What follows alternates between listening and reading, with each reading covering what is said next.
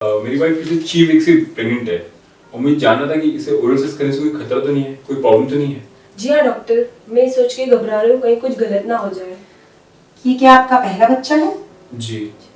देखिए, पहली प्रेगनेंसी के दौरान आपके मन में इस तरह के सवाल उठना लाजमी है। और जैसे कि ये आपका पहला बच्चा है तो आप लोग नहीं चाहेंगे कि उसको कोई नुकसान पहुंचे। जी बिल्कुल। जी बिल्कुल। आप दोनों कितने अच्छे केयरिंग पेरेंट्स बन सकते हैं वो तो ये देखकर ही पता चल रहा है कि आप दोनों अपनी खुशी को साइड में रखकर अपनी प्रेगनेंसी को सेफ रखना चाहते हैं। वैसे आप दोनों घबराइए नहीं, इस सिचुएशन में भी आप लोग ओरल सेक्स कर सकते हैं। पर इससे इन्फेक्शन तो नहीं होगा ना? और इन्फेक्शन बच्चे तक पहुंच गया तो? चलिए, मैं आपको इस बारे में पूरी डिटेल में समझाती हूँ। अगर आपकी प्रेगनेंसी नॉर्मल है, उसमें कोई भी कॉम्प्लिकेशंस नहीं है, तो आप अपने बच्चे के प्रसव के समय तक अपनी सेक्स लाइफ एंजॉय कर सकते हैं। और सेक्स से मेरा मतलब है कि सभी तरीके का सेक्स, ओरल एंड एनल।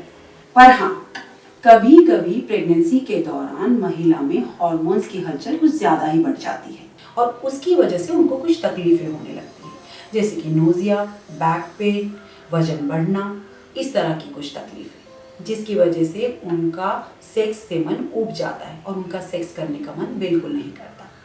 इसके अलावा कोई और वजह नहीं है सेक्स ना कर पाने की। रही बात इन्फेक्शन फैलने की, तो वो तभी हो सकता है अगर आपके पार्टनर में कोई माउथ इन्फेक्शन हो या फिर माउथ अल्सर हो या फिर उनको जुकाम हो। इस केस में उनके थ्रू आप में वायरस फैलने का खतरा होता है। इस समय पर आपको ओरल सेक्स नहीं करना चाहिए।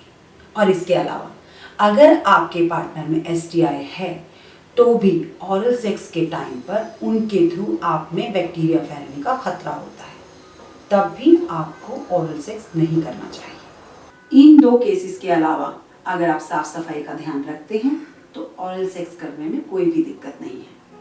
चलो, ये तो अच्छा है। हम बहुत समय से सोच रहे थे कि हमें क्या करना चाहिए। अब जाके हमारे डाउट्स क्लियर हुए हैं।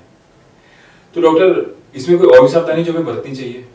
जी हाँ, जैसे कि मैंने आपको अभी अभी बताया कि आप साफ सफाई का बहुत ध्यान रखें, ओरल हाइजीन के बारे में।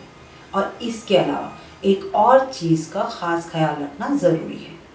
जिस वक्त आप ओरल सेक्स कर रहे हो उस वक्त आप अपनी वाइफ की योनि में हवा ना रोकें, क्योंकि झटके से प्रवेश की गई हवा एक एयर बबल के रूप में उनके ब्लड वेसल्स को ब्लॉक कर सकती है, जिसे हम एयर एम्बोलिज्म कहते हैं, जिसकी वजह से आपकी वाइफ और आपके बच्चे की जान जाने का खतरा हो सकता है।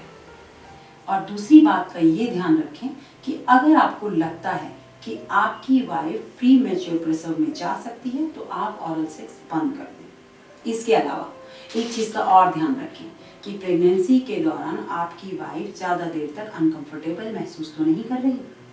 और हाँ, प्रेगनेंसी के दौरान रेगुलर चेकअप कराना बहुत ज़रूरी है। That's it. डॉक्टर, आपने हमें एयर एम्बोलिज्म के बारे में बताकर बहुत बड़ी हेल्प की है। Thank you very much. अरे, ये तो मेरा फर्ज था। All the best for your life. Thank you Thank so you so much much, doctor. doctor.